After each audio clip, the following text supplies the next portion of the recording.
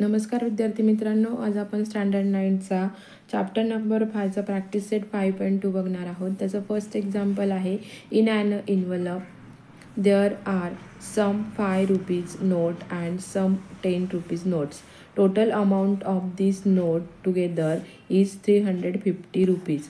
Number of 5 rupees note are less by 10 than number of 10 rupees note. Then find the number of 5 rupees and 10 rupees notes. Okay, चला तर मग आता आपल्याला इथे शोधायचं आहे की 5 रुपीच्या आणि 10 रुपीजच्या नोट इथे किती आहेत. ओके, आता इथे घेऊया आपण सोल्युशनमध्ये. Let x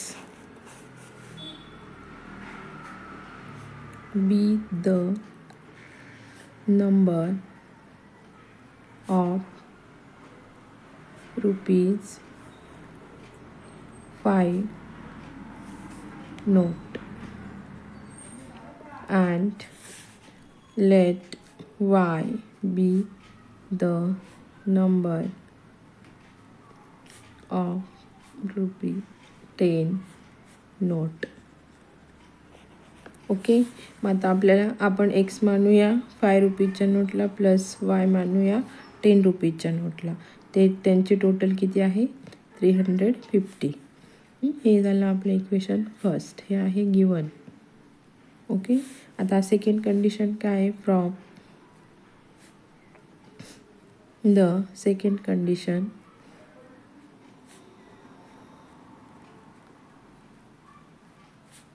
x equal to 2y minus 10. म्हणजे एक्झाम्पलमध्ये म्हटलं आहे की number of 5 rupees note are less by 10 than twice the number of 10 rupees notes. Okay, मग इथे x minus 2y is equals to इथे मायनस 10 येईल. हे झालं आपलं equation second. Okay, on multiplying equation second by 5 we gate. जे second equation आहे ते आपण 5ने मल्टिप्लाय करून घेणार आहोत, म्हणजे याच्या इतक्या तिथे व्हॅल्यूज येतील. ओके, आता 5 इंटू एक्स इथे येईल 5x मायनस 5 इंटू 2 10y आणि 5 10 मायनस 50. ओके, हे झालं आपलं इक्वेशन नंबर 3. ठीक आहे, आता आपण काय करूया. On adding equation first and third we gate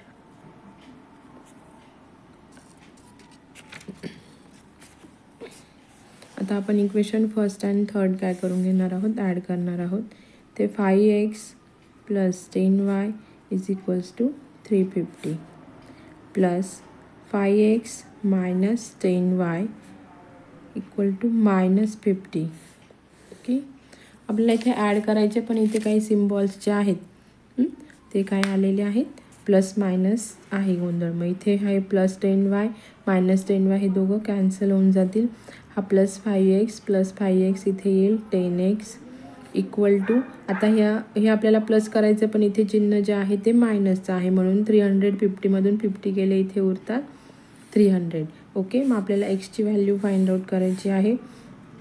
therefore x equals to काय येईल मग 300/10. मग 10 1 जा 10, 10 3 जा 30 आणि हा 0 ॲज इट इज, म्हणजे इथे therefore X is equals to 30 ही व्हॅल्यू मिळाली आहे.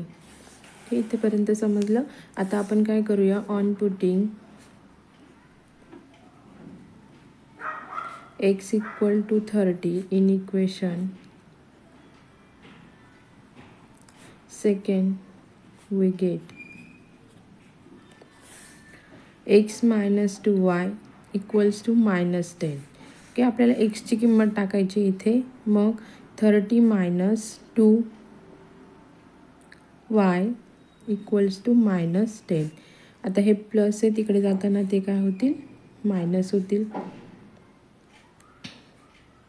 नंतर मग हा इकडे मायनस आहे, इकडे जाताना हा प्लस होईल, म्हणजे 30 + 10 इक्वल्स टू, हा मायनस इकडे जाताना प्लस होईल, हा 2y येईल. ओके, मग इथे देअरफॉर इथे येईल 40 इक्वल्स टू 2y.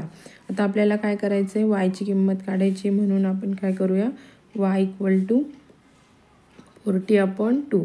2 1 = 2, 2 2 = 4 आणि 0. मग इथे येईल therefore y is equals to 20.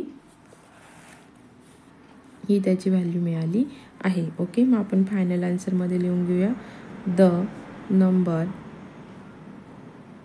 Of ₹5 note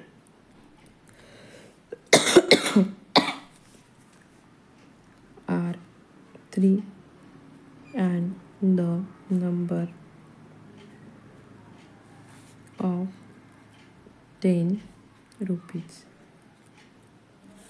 note are 20. म्हणजे 5 रुपीजच्या ज्या नोट्स आहेत त्या किती आहेत, 5 रुपीजच्या त्या आहेत 30 आणि 10 रुपीजच्या ज्या नोट आहेत त्या आहेत 20. समजलं सर. 2 नंबरचं एक्झाम्पल आहे, the denominator of a fraction is 1 less than twice its numerator if 1 is added to numerator and denominator respectively. The ratio of numerator and denominator is 3 as 5. Find the fraction. इथे आपण घेऊन घेतले, let x be the numerator and y be the denominator of the fraction. म्हणजे आपण x हा numerator आणि y हा denominator मानून घेतला आहे. By the first condition y equal to 2x - 1. आता इथे ट्वाईस म्हटलं आहे म्हणून आपण इथे 2 घेतला आहे आणि त्याच्या अपॉनला 1 घेतला आहे.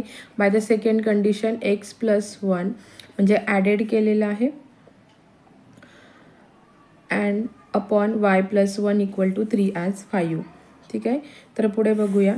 देअरफॉर आता याचं असं क्रॉस मल्टिप्लिकेशन केल्यानंतर इथे आन्सर येणार आहे आपलं 5x. इथे येणार आहे आपलं याचं क्रॉस मल्टिप्लिकेशन केल्यानंतर 5x + 5 equal to 3y + 3. Okay, then आता आपण काय करू, हे जे व्हेरिएबल सोबत आहेत ते एक साईडला घेऊया. हा प्लस इकडे येताना हा मायनस होईल इक्वल्स टू, हा इकडे प्लस आहे, इकडे जाताना तो मायनस होईल, 3 - 5. मग इथे आपल्या आन्सर येईल 5x - 3y is equals to -2. हे झालं आपलं इक्वेशन नंबर 2. ओके, समजलं. आता putting equation first and second.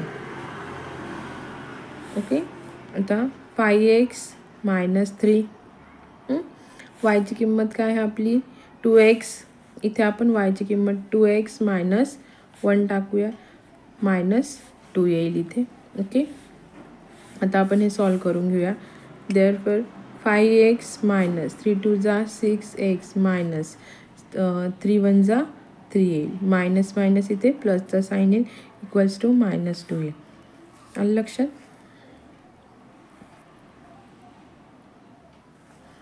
आता आपल्याला इथे दोघं पण x आले म्हणून आपण आता ह्याच्यात 5x मधून 6x गेला, इथे -x राहतो इक्वल्स टू 5x मधून 6x गेला, इथे -x राहतो, हा प्लस आहे, हा इकडे जाताना मायनस होईल म्हणजे -2 - 3 ह्या दोघांची काय येईल इथे प्लस येईल. मग -x इक्वल्स टू इथे -5 येईल. ओके, मग आता हे दोघं साईन जे आहेत ते कट होऊन जातील. Therefore x is equals to 5 आपलं आन्सर येणार आहे. आलं लक्षात. आता putting x is equals to 5 in equation first, y is equals to 2. आता आपल्याला जे इक्वेशन आपलं yचं आहे, y is equals to 2x - 1. Okay, त्याच्यामध्ये आता आपण xची किंमत टाकून घेऊया 5 - 1. मग किती येतात हे 2 5 जा 10 -1 therefore y is equals to 9. हे आपलं आन्सर येतं.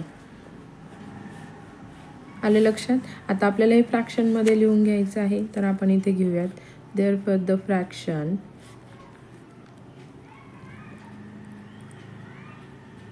इज, आता एक्सची किंमत किती आहे 5 आणि वायची किंमत किती आहे 9. तर मग आपलं फ्रॅक्शन कसं येणार आहे इथे 5/9 इक्वल्स टू 5/9. ठीक आहे, समजलं. थर्ड नंबरचं एक्झाम्पल बघूया. The sum of age of Priyanka and Deepika is 34. Priyanka is elder to Deepika by 6 years. Then find their today's age. आता दोघांच्या वयांची बेरीज 34 वर्ष येते. प्रियंका ही दीपिकापेक्षा 6 वर्षांनी मोठी आहे. तर त्यांची आत्ता आपल्याला सध्याची वय काढायची आहे. आता इथे घेऊया आपण ॲन्सरमध्ये. Let x be the age of Deepika and y be the age of Priyanka. Therefore, from the first condition,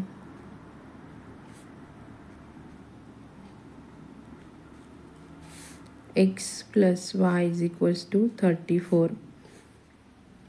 त्यांची वय आपण एक्स आणि वाय मानून घेतली आहे आणि त्यांच्या वयांची बेरीज ही 34 वर्ष आहे दिलेली आहे. आणि फ्रॉम सेकंड कंडिशन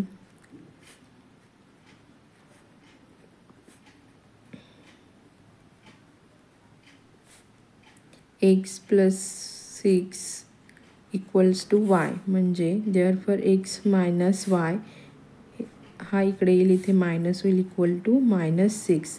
म्हणजे प्रियंका ही दीपिकापेक्षा 6 वर्षांनी मोठी आहे. ही सेकंड कंडिशन दिली त्यांनी आपल्याला. ठीक आहे, मग आता आपण काय करूया. On adding equation first and second we gate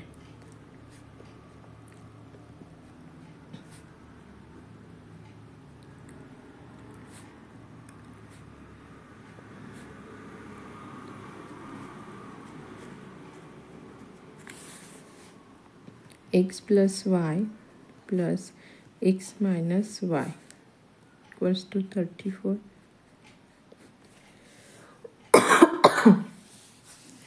plus minus cut होईल, इथे 2x येईल, इक्वल्स टू यांची मायनस होईल, इथे 28 आन्सर आहे. Therefore x is equal to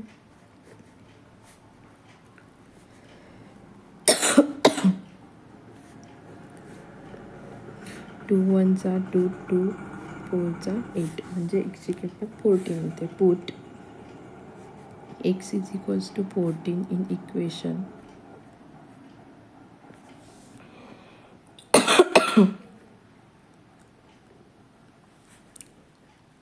we get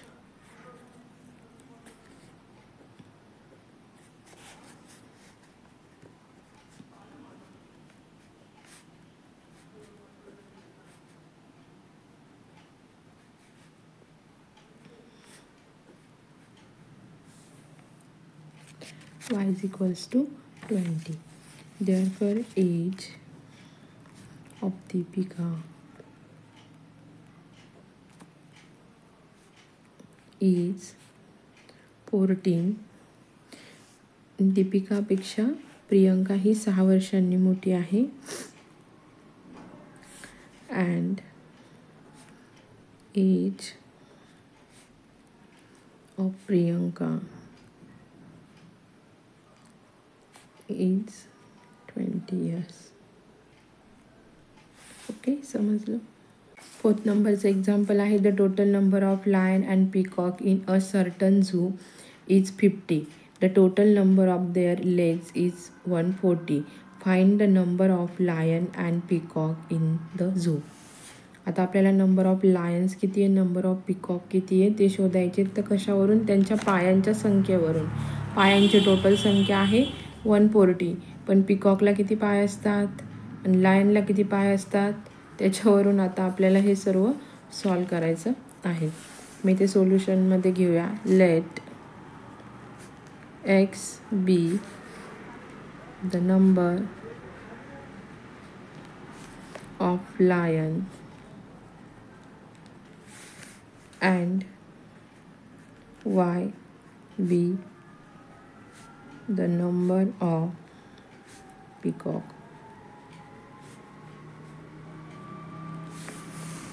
From first condition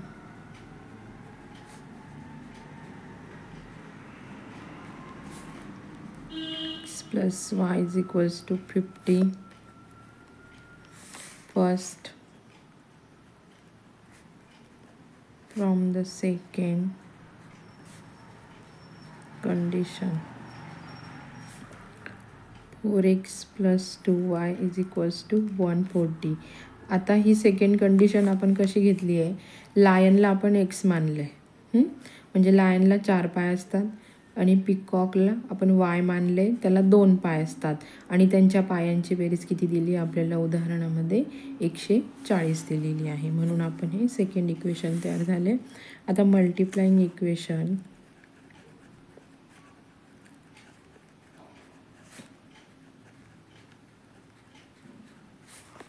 first by 4 we gate.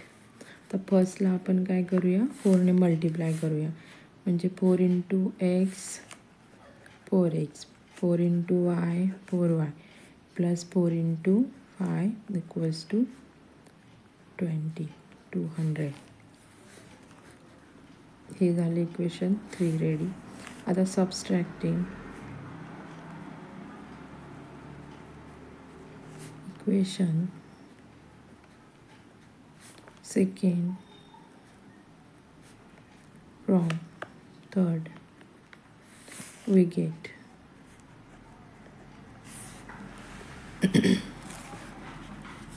ठीक आहे. मग आता 4x plus 4y equals to 200 minus 4x plus 2y equals to 140. आता याला सबस्ट्रॅक्ट करायचे म्हणजे इथे किती येतात आपले 60. हे प्लस मायनस कट होतील, 4मधून 2 गेल्यावर इथे 2y येतील. ओके, मग इथे येईल therefore y is equals to 2y is equals to 60. मग आपण इथे y साईडला घेऊया, 60ला 2ने मल्टिप्लाय करूया. 2 1 2, 2 3 6, 0 as it is. Therefore y is equals to 30. वायची किंमत किती आली 30. मग on putting y is equals to 30 in equation. First we get x plus y is equals to 50. Therefore x plus 30 is equals to 50. Therefore x is equals to 50 minus 30. x is equals to 20 price इथे. ठीक आहे, 20 आली एक्सची किंमत. मग ते आपण y कशाला मानला आहे, मोर म्हणजे पिकॉक, आणि एक्स कशाला मानला आहे, लायनला. The number of lions in the zoo are 20 and the number of peacock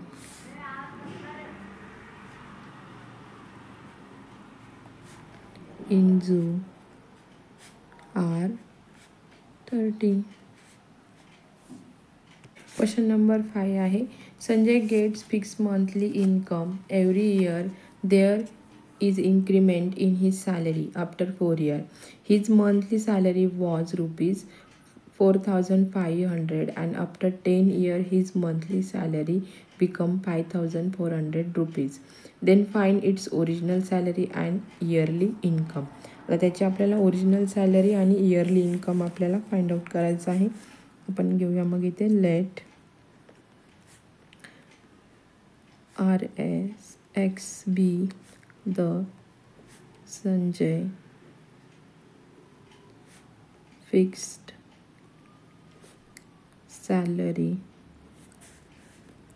and RSY be the yearly increment.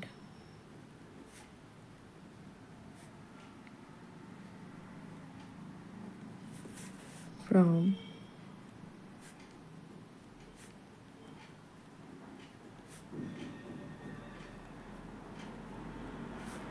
first condition x plus 4y is equals to 4500. आता आपण एक्स काय मानलं आहे, त्याची फिक्स सॅलरी मानली आहे. 4 इयर म्हणजे after 4 year नंतर किती असणार आहे, 4500. अँड देन सेकंड कंडिशन काय आहे, from the second condition x plus 10y is equals to 5400. म्हणजे 10 वर्षानंतर त्यांची सॅलरी किती असणार आहे, 5400 रुपये. आणि म्हणजे ही 10 इयर्स म्हणजे आपण 10y घेतल्या. The subtracting equation first from second we get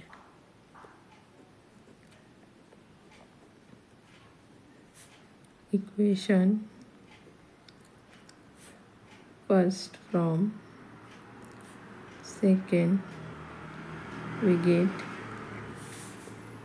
x plus 10y equals to 5400 minus x plus 4y equals to 4500 upon. आता 10 मधून 6 मायनस झाले 6y येतात, 4 मायनस झाले 6y येतात आणि याच्यातून हे मायनस झाले इथे 900 राहतं. ठीक आहे. therefore y is equals to 900 upon 6 येतो. ठीक आहे. तर therefore y is equals to 150 is the value of y. तर on putting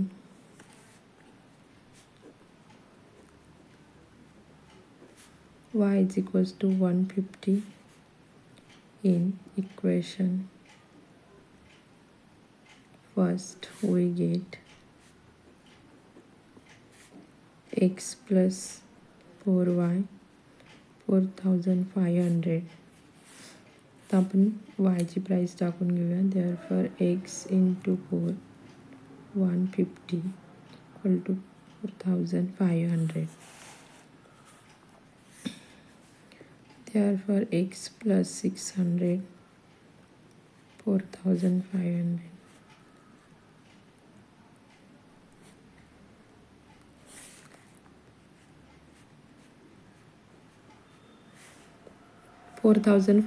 मधून 600 मायनस केल्यावरती 3900 राहतात. मध्ये therefore Sanjay monthly fixed salary is rupees 3900 and its yearly increment is 150 rupees. Okay, समजलं सर्वांना.